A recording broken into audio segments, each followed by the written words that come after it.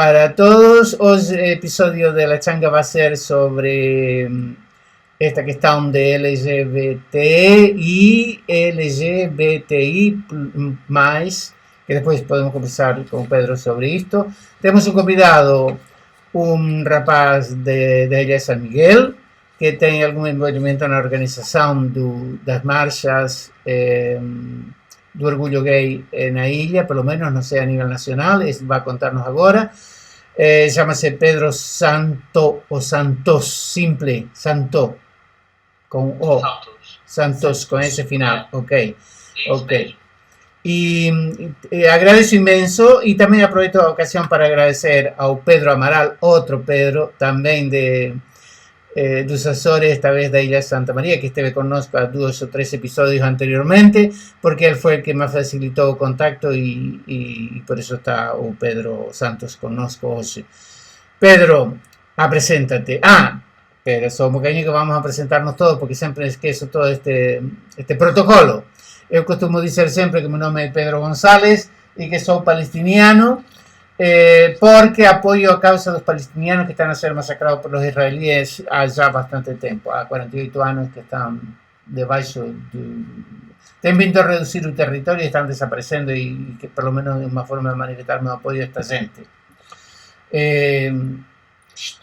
Eu sou Patrocínio Moedas, professora do primeiro ciclo, aposentada, sou aqui do continente, alentejana, de Gema.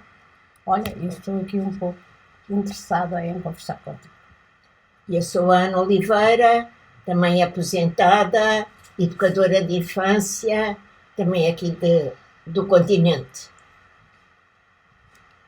É um prazer, eu sou o Pedro Santos, sou cá da Ilha de São Miguel em Açores, conforme já me apresentaram.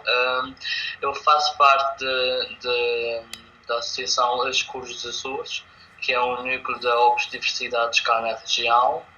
Também tem desenvolvido desde 2019 várias atividades e ações cá na ilha, juntamente com outras associações e também com outros coletivos como o Açores LGBT, em parcerias com o Imar Açores, com a APF. Temos tentado desenvolver algum trabalho nesta questão. Inclusive a APF Açores acolheu um projeto chamado Amar Açores para a Diversidade, que tem dado apoio psicológico a pessoas LGBTI e não só, também tem feito formações, depois escolas e tudo mais nesta área. Uhum. Recentemente também ingressei um outro projeto, que é a Redizec, que também já tinha feito parceria há alguns anos atrás, e fomos mantendo sempre contacto, e eu tenho um carinho enorme pela Redizec. E então também temos desenvolvido esse trabalho cá na região, juntamente com os jovens, nas escolas e também nos núcleos.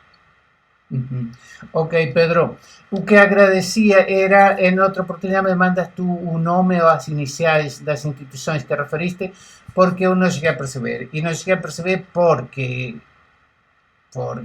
a distância é difícil de perceber, e não é um defeito, mas estive 5 anos morando em San Miguel e se calhar ainda não me habituo ao sotaque corisco, e por isso agradecia que me mandes para eu colocar também, porque deve haver muitas pessoas aqui também que não perceberam necessariamente as siglas ou acrônimo, não sei como é que se chama isso, o nome da instituição, para eu pôr em rodapé aí, tá bom?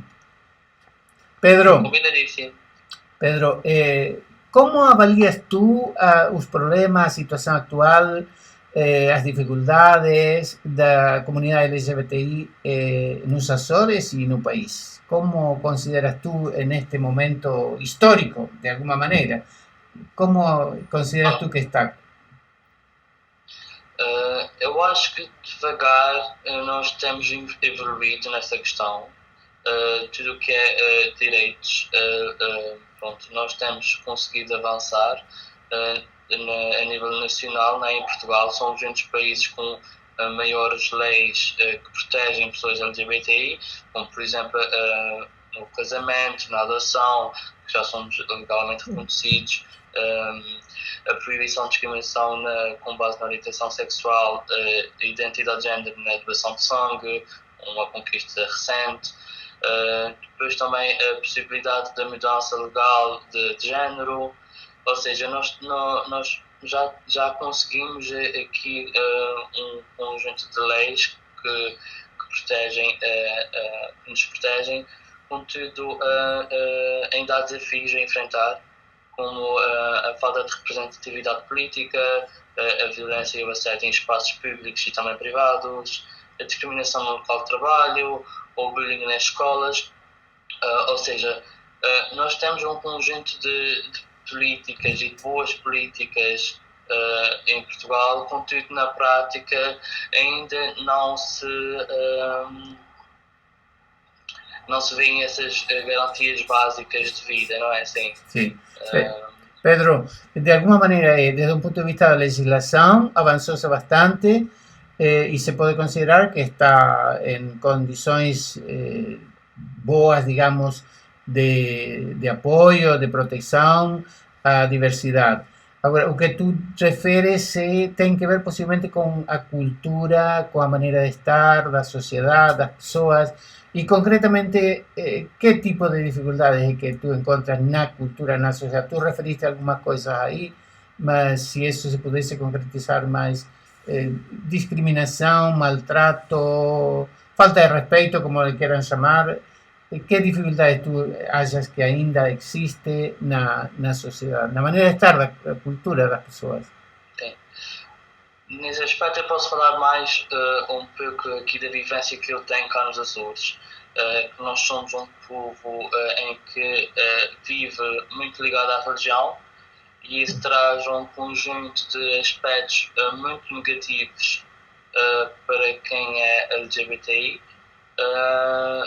nomeadamente na questão da autoaceitação e tudo mais, porque isso é muito vincado cá. Nós estamos numa altura cá em que todos os fins de semana são as grandes festas de Império do Espírito Santo, e isso é uma coisa tão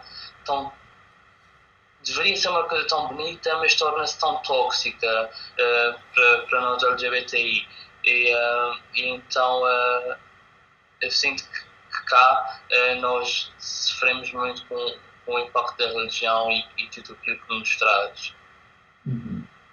Isso é grave. Mas principalmente, tu achas que a principal razão desse comportamento, dessa atitude, dessa maneira de estar até, deve ser principalmente ou exclusivamente a religião? Sim, sem dúvida. A religião tem pronto, as pessoas têm aquela crença, não é, em Deus. Há muitas pessoas que têm a necessidade de acreditar em alguma coisa para poderem viver e para estar bem no seu dia-a-dia, e depois pegam nisso para viverem as suas vidas com base num livro que não se adequa em nada aos dias de hoje, mas depois só utilizam aquela parte que dizem que não concordam, porque a Bíblia em si tem um conjunto de propostas para a sociedade que pronto, as pessoas só utilizam aquilo que querem para poder agradar o seu umbigo, não é?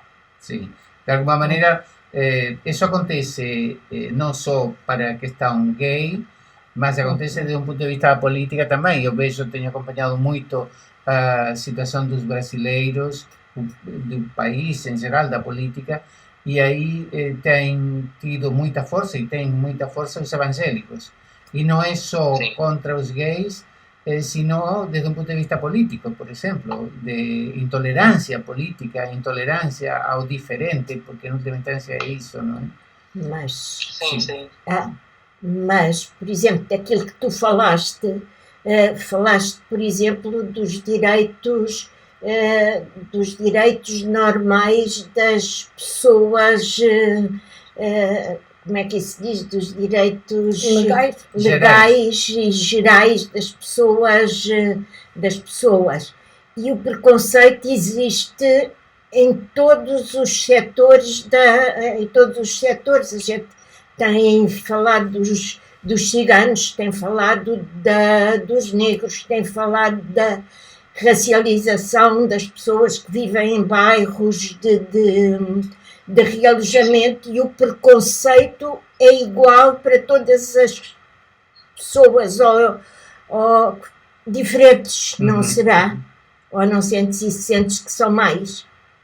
Tu dizes o mundo, o coletivo LGBTI sofre mais que os outros? Não, acho que sofrem todos os que Sim. são não, mas diferentes. a pergunta dele era se considera Se eles, se calhar não há lá muitos negros, não há lá muitos ciganos, não há lá muitos bairros de realojamento para poderes aferir isso cá na região da Grande Lisboa e no Alentejo. Penso que há essas... A pergunta, en última instância, seria se há alguma diferença relativamente ao coletivo LGTBI, relativamente a outros grupos minoritários, entre aspas. Pedro? Eu acho que tudo se conjuga, por isso é que nós trabalhamos sempre em parcerias, não só com a questão do racismo, não só com a questão do feminismo, não é? Nós trabalhamos todos em juntos em prol de dignidade e direitos humanos. Eu acho que aqui tudo se conjuga e nós tentamos mesmo batalhar, não importa... Existem associações para combater a discriminação com a LGBTfobia, existem associações para trabalhar com a questão do machismo, existem associações para trabalhar com a questão do ambiente, não é? Mas eu acho que nós todos, trabalhando em conjunto, conseguimos melhorar um pouco e passo a passo a sociedade. E eu acho que nós cá nos Açores, sendo um meio pequeno, temos conseguido viver isto muito mais e tentado unir recursos humanos, principalmente agora para a marcha que nós vamos ter. E nós este ano criámos uma comissão organizadora com várias entidades. O ano passado também já fomos um conjunto de entidades, sendo as Cruz Açores, ou as outras LGBT e o Mar Açores. Este ano inseriam-se muito mais associações e nós estamos a trabalhar em conjuntos. Nem todas trabalham com questões LGBT, nem todas trabalham com a questão da diversidade sexual, em última instância. Da diferença. Exatamente. Pronto, também temos associações que trabalham no combate à pobreza, temos associações culturais. Sim. Ou seja, acho que a pergunta neste sentido é mesmo esta. Nós somos uma população, por isso temos de estar todos unidos nesta causa, ou em todas as causas, porque é isso que nos faz humanos. Pois tu referiste que tinham inclusivamente promovido ações de formação e encontros nas escolas. Portanto, há receptividade a nível das escolas a esse vosso trabalho? Eu acho que sim. Também vai depender sempre de zona para zona.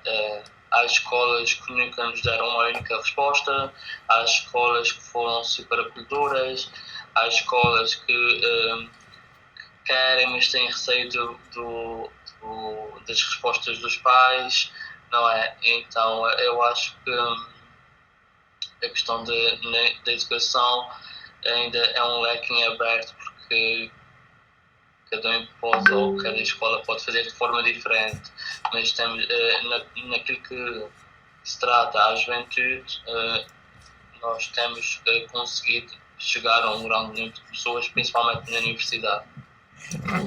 Disculpa lá, Pedro, mas tenho um gato que gosta de aparecer na câmara. Pedro, deixa-me que sublinhe, que valorize, que resgate para melhor a tua afirmação da necessidade de juntar-se com outros. Eu acho que só se faz alguma coisa, né? E principalmente acho, especialmente na gente nova, de valorizar o trabalho que se faz com outros, em conjunto com os outros, não é? Sozinho não chegamos nada. Hoje temos uma sociedade organizada muito em base ao individualismo, mas acho que esta percepção que tu tens da necessidade de trabalhar em conjunto e às vezes não necessariamente com os propósitos próximos, mas não necessariamente os mesmos, isso me parece muito importante, muito interessante, especialmente na juventude, não é? Eu sempre tenho muito medo, receio de formarmos nas escolas, nas universidades, gente que se queira safar ou salvar sozinha, não é? E não chega lá. E por isso me parece muito importante a tua afirmação, as tuas declarações, o teu comentário sobre a necessidade de outras instituições. Se não te importavas, agradecia também me passe essa lista para eu passar por aqui também. A lista de instituições que formam parte para a organização da marcha, por exemplo. Tá bom? Claro que sim. Uhum. Sim. Então, a propósito da marcha, tu referiste aí que em Portugal há já muita legislação, que até estamos avançados nesse sentido. No entanto, consideram ainda importante a organização dessa marcha, não? Sim. Desta e todas as outras que ainda vão vir, este ano vamos ter mais um conjunto de localidades que vão fazer a sua primeira marcha e eu acho que as marchas continuam a ser realizadas e importantes porque a população LGBTI, né, ainda enfrenta discriminações, preconceitos, desigualdades em muitas partes do mundo.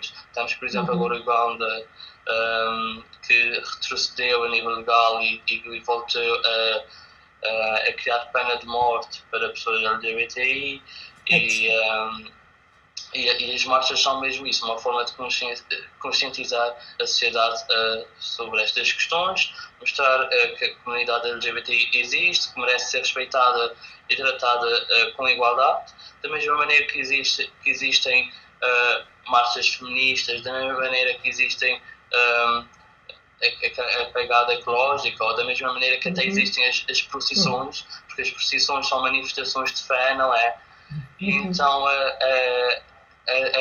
pronto, as marchas são uma oportunidade para reunião, celebrar e apoiar-se e haver apoio mútuo. Sim, de afirmação, de divulgação da causa, de procurar conseguir conquistar empatia dos outros.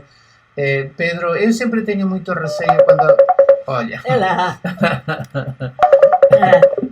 porque não conseguia chamar meu filho está do outro lado do mundo e me estava a ligar agora que se lixe.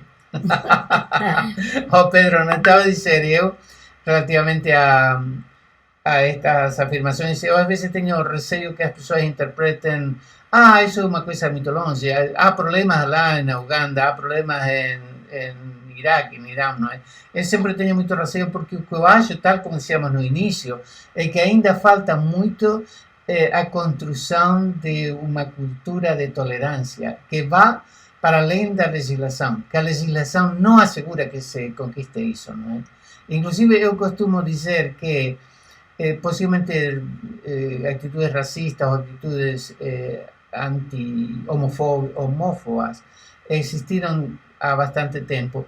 O que eu tenho receio é que ultimamente, nos últimos tempos, por razões de algumas linhas políticas ou de afirmação de algumas linhas políticas, esse comportamento anti de qualquer área se tenha encontrado legitimidade para reivindicar seu posicionamento. Quero dizer, gente que agora, em razão de alguma afirmação, pense que tem mais direito de se afirmar contra, seja qual for o âmbito, não necessariamente.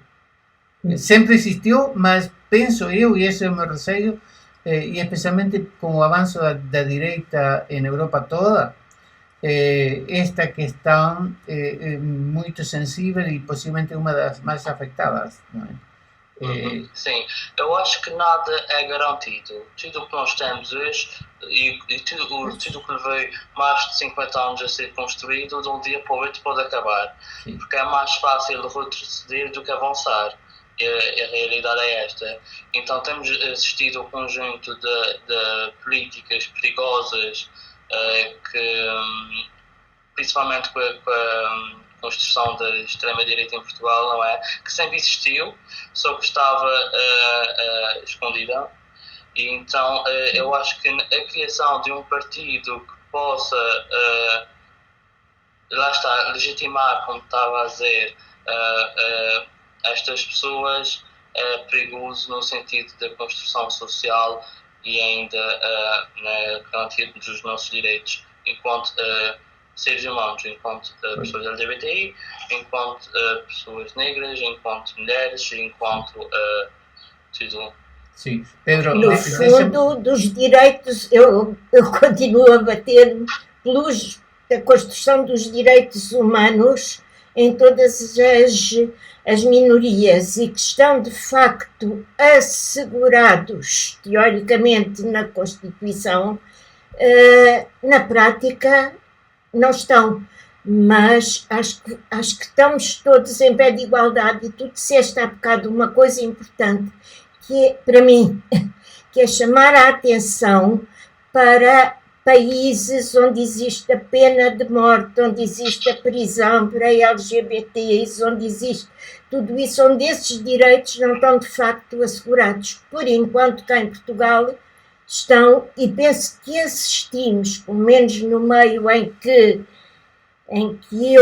eu frequento, assistimos a N pessoas que se assumem como LGBTs sem problemas nenhuns, inclusive a pessoas de partidos, inclusive a pessoas de diferentes áreas, e se calhar também tem a ver com a cultura, porque quanto mais cultas as pessoas são, talvez seja mais fácil esses problemas virem ao de cima. Sim. Não sei. Não, eu neste caso costumo, não sei se há relação, isso é uma questão de fazer algum tipo de investigação, uma relação entre tolerância e nível de escolaridade, que cultura é outra coisa, cultura, sei lá, pode haver culturas não letradas, não é? Nível de escolaridade, porque a intolerância vem de diferentes âmbitos, não é? O que eu acho é que é preciso trabalhar, e isso que eu gostava de perguntar-te a ti, relativamente à tua caminhada na educação, porque tu passaste pela escola, acho que tu não sei qual é a tua profissão, mas passaste pela escola e vivenciaste e viveste, e tenho certeza que pensaste, refletiste sobre esta questão do papel da educação para continuar este esclarecimento e reflexão sobre a tolerância e da diversidade, não é? Mas eu tinha previsto, era a questão mais abrangente, era como foi tua caminhada de afirmação da tua sexualidade, dificuldades, e nesse caminhar alguma coisa relativamente à educação também. Eu acho que a educação tem um peso, sim, muito forte na questão da tolerância e do respeito pelo outro, porque nós somos educados desde novos, ou devíamos ser, né, a respeitar o próximo, a amar o próximo pronto, amarmos uns aos outros. E na prática isso não acontece mesmo porque depois coloca-se aquelas barreiras de tolerância. Eu acho que a educação tem um peso muito grande nisto. Eu por exemplo, cá na região, eu considero as escolas muito perigosas para qualquer estudante. Não só LGBTI, mas para qualquer estudante. Porque a escola é um lugar onde está lá todas as coisas negativas da sociedade e é visto depois pelo bullying. As escolas estão a passar por um processo em que o bullying está a tornar-se exagerado. Exagero no sentido extremo, em que pessoas não querem ir para as escolas. Eu tinha uma prima muito nova que não queria ir para a escola porque ela tem o cabelo assim tudo frisado. Eu enquanto cresci nunca gostei de estudar, não por não ter capacidade, mas pelo aquilo que a escola me fazia sentir. Eu era uma pessoa que me sentia muito sozinha, não gostava do corpo, sofria bullying por ser gordo, e então eu acho que a escola é muito perigosa e a educação tem que ter um peso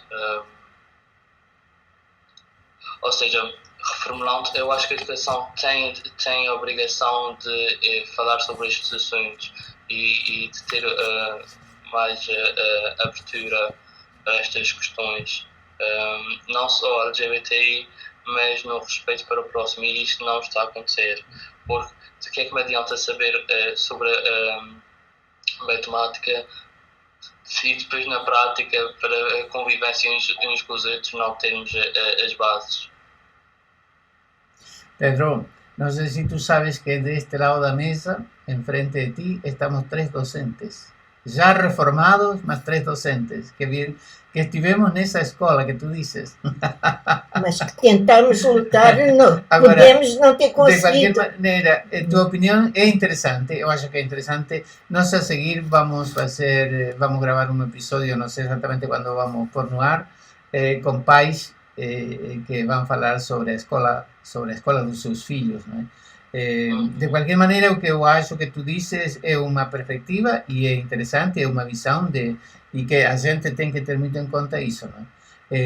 Porque apesar da gente se esforçar, às vezes, quer dizer, professores individualmente, a instituição em si não apoia, não necessariamente. Eu acho que a escola deveria ser espaço de refúgio das pessoas na sua diversidade, e não necessariamente parece que é. E não nos esquecermos que há uma disciplina de educação cívica que é transversal e que muitas vezes é esquecida e obrigatória, mas que é muitas vezes esquecida. Educação para a cidadania, e onde cabem todos os temas, inclusive a discussão sobre todos os temas que a gente queira. É verdade. Eu procuro sempre que eu falo na escola, falo na instituição em si, porque eu acho e considero que os professores são os grandes pilares para toda a construção da escola, e eu tive excelentes professores que sempre tentaram fazer com que a nossa autoestima subisse. Eu perdi o ano várias vezes, mesmo por não gostar de estudar, e professores que me fizeram de eu sair de um 1 para um 5, e eu acho que os professores têm tido um papel incrível nesse aspecto, e é inegável o trabalho que é feito. Contudo, eu acho que enquanto instituição e enquanto o resto da estrutura, não é? Porque a escola não é feita só pelos professores, tudo o resto vai um pouco por água abaixo. Temos auxiliares sem formação, temos psicólogas que deveriam estar mais dentro dos assuntos que não estão, ou seja, toda a estrutura da escola não se concentra só nos professores. Mas eu acho que é importante o trabalho conjunto de todos. Pedro, não há alguma maneira de vocês organizarem-se desde o grupo alargado que organiza a Marcha do Orgulho, de haver algum projeto, algum plano de trabalho que inclua a divulgação desta questão, desta preocupação junto das escolas? Provavelmente sim, nunca se pensou nisso, mas eu acho que é um assunto que se pode pensar no futuro. Em Espanha, tem, em alguns estados, tem avançado bastante, inclusive na produção de materiais, tem sido muito contestado pela direita, muito contestado, mas eu sempre prefiro meninos e meninas bem informados do que avançar a cegas, desde todo ponto de vista, desde problemas de doenças sexuais, desde problemas de gravidez adolescente, ou de esta questão de tolerância ou intolerância aos outros, não é? É muito importante haver informação e haver, principalmente mais que informação, educação, não é? Educação mesmo.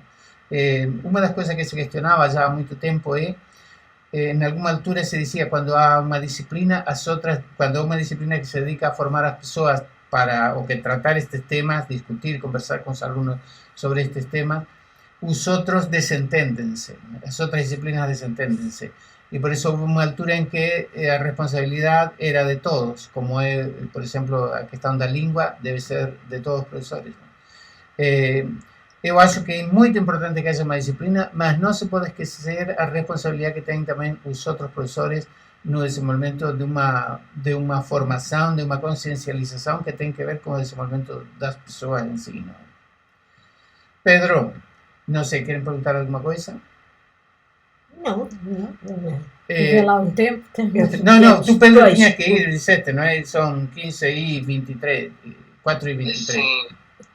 Até 4h30? 4h30? Sim, eu vou tocar daqui a 15 minutos. Demora depois do caminho que ainda leva. Pronto, tu dizes, chega, está bem? Quando chega o momento, dizes. Ou avisas, de alguma maneira. Pedro, conta-me lá do teu envolvimento na organização da Marcha do Orgulho. Um bocadinho da história na ilha e que tu imagino que... Não sei se está desde o início. Conta lá como é isso. Sabes que eu gostava também, uma outra questão que deixa... Eu gostava que me falasses alguma coisa do que sabes tu sobre a Ilha Terceira. A Ilha Terceira tem fama de, não sei se mais tolerância, não sei se há gente que fala mais tolerância relativamente ao coletivo gay ou alguma outra razão. Em segunda questão, em primeiro lugar, fala-me do teu envolvimento na questão do... Ok. Eu nunca tinha estado em nenhum Pride, não sabia como é que era, eu nunca tinha ido a Lisboa, eu nunca fui a Lisboa participar na marcha, nunca participei. E este ano vens e não queres encontrar-te connosco porque vais estar ocupadíssimo, não é? Então ficas a dever-nos um café. É isso. Eu nunca estive no Pride, então ao falar com uma pessoa amiga, ela disse uma conversa que me fez muito sentido, que é, eu tive que organizar o meu primeiro Pride, que é para poder ir. Ou seja, isso fez muito... Não percebi. Então, organizar, ele queria ir a uma marcha de orgulho, então teve de organizar a marcha para ir. Tá bem. Então, isso fez muito sentido. E o ano passado eu decidi retomar com as marchas, contudo, ao mesmo tempo que eu pensei isso, o Pedro Moraes de outra associação... Outro Pedro! Sim, também pensou o mesmo, então nós nos juntamos e fizemos o Pride acontecer juntamente com a Emara Souls e foi incrível, porque nós tínhamos a noção que iria aparecer entre 20 a 50 pessoas, tão pouco. Eu sou sincero que não estava na esperança que aparecesse nem 20 pessoas, mas a verdade é que apareceram quase 200. E então foi incrível e decidimos então continuar com os Prides e criar esta comissão organizadora este ano, porque só faz mesmo sentido se pôr em conjunto com todos. Então a minha participação e aproximação às marchas foi mesmo essa, inclusive desta conversa que fez tanto sentido, à força de vontade de outra pessoa para podermos abraçar e criar esse projeto. Relativamente à Ilha Terceira, o ano passado eu fui ao Pride na Terceira, porque a Ilha Terceira fez uma festa, não foi marcha, mas foi uma festa em que a participação de drag queens, teve ali convívio, tinha bar, e foi incrível. Apareceram muitas e muitas pessoas, inclusive até nós vimos que eles fecharam as portas porque a casa já estava lotada, foi na Casa de Sal. Então eu fui principalmente, foi na altura de São Joaninhas, uma altura mágica em que há muita celebração e festividade. Então eu vim para São Miguel com a ideia de que a Terceira era uma ilha muito alegre, muito viva, muito festiva, e ao falar com pessoas que vivem na ilha, efetivamente estas pessoas dizem que também têm as suas dificuldades, que existe muita invisibilidade, existe muito aquela questão de podes ser, mas não tens que mostrar e não sei o quê, e então acho que torna-se igual a São Miguel neste ponto e pronto, torna-se igual a São Miguel e ao restante mundo, não é? Das problemáticas que existem, apesar de ser uma ilha mais festeira e celebrativa, também coloca-se o outro lado. Sim. No, esa historia, tú sabes muy bien aquel argumento que utilizan otra gente de otras islas diciendo que el arquipélago en realidad son 8 ilhas y un parque de diversiones, ¿no? E... Cada ilha tem a sua beleza, tem a sua característica única, não é? Já tive a oportunidade de ir a algumas e eu não sei dizer qual é melhor, mas são todas lindas e vale mesmo a pena visitar todo o arquipélago. Sim, eu lamentavelmente sempre me criticam, eu vivi 20 anos nos Açores e só conheço 2 ilhas praticamente. E pronto, tenho que voltar a ver as outras como turista agora, já não como residente. Pedro, está a aproximar-se a hora, mas eu gostava que me dissesse, tenho entendido que, segundo me disse o Pedro Amaral, tu estás próximo do Bloco Esquerda. Por uma parte, quero que me contes muito rapidamente como foi tua aproximação ao Bloco, e por outro lado, que se está a fazer desde o Bloco relativamente ao apoio ao coletivo LGBTI. Muito rapidamente, então, a minha aproximação ao Bloco de Esquerda veio muito mais tarde, depois de começar o ativismo LGBTI, veio a necessidade de estar dentro dos assuntos políticos e tudo mais. Comecei a pesquisar, porque no concelho onde eu vivia só existiam 2 partidos, que era o PS e o PSD, não havia mais nada.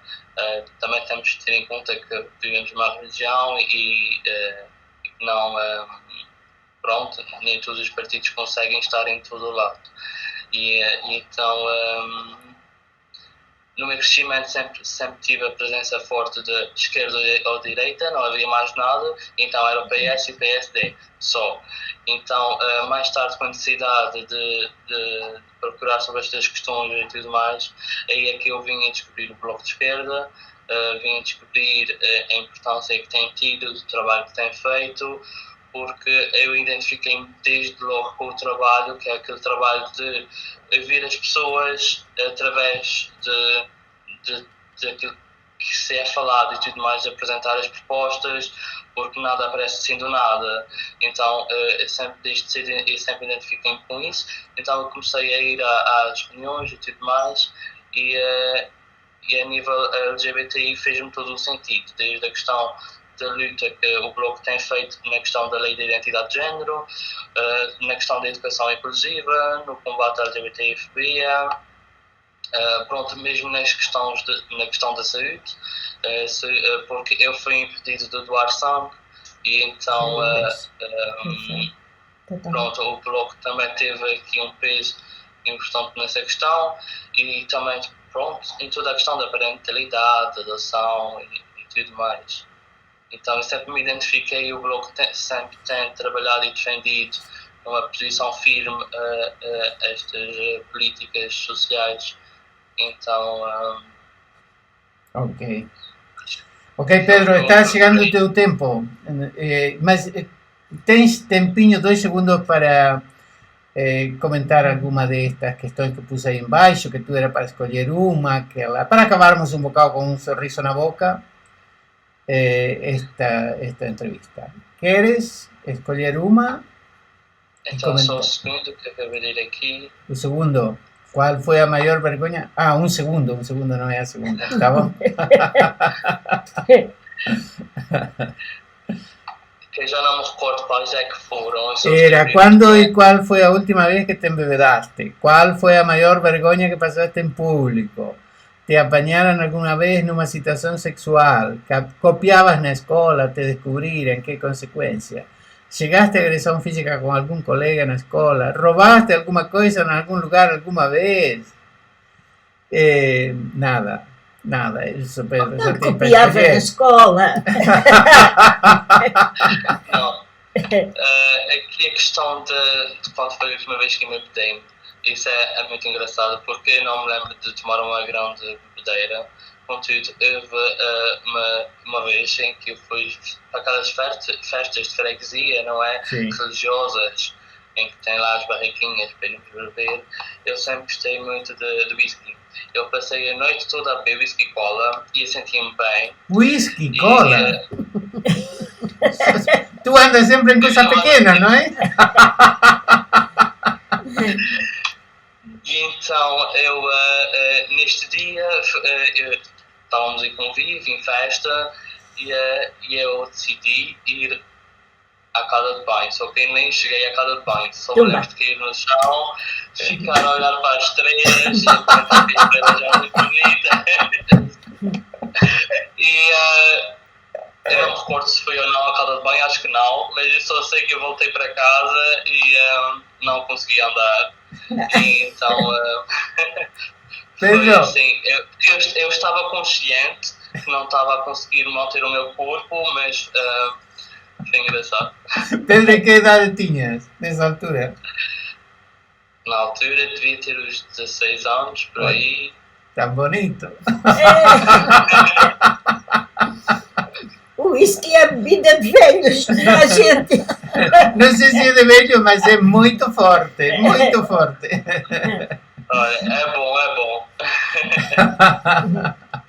Pedro, não sei se querem perguntar alguma coisa, ou Pedro quer Pedro comentar está para em encerrarmos, cima porque está a chegar. Está em cima da hora. Da em hora cima da dele. hora. Ele não pode perder o autocarro. Eu vou ter que ir, que agora eu vou para o hospital, mas qualquer coisa que for necessário podem contactar e depois haveremos de combinar o café. Exatamente, exatamente. Ok. Tá bom? Olha, obrigado, Pedro, Pedro. um abraço forte, que corra tudo bem, sucesso aí na marcha e vamos mantendo contato, tá bom? Quando vieres a Lisboa, apita. É isso. Tá bom? Ok, obrigado. Pronto, obrigadíssimo. Tchau, tchau, tchau. É simpático. É. É.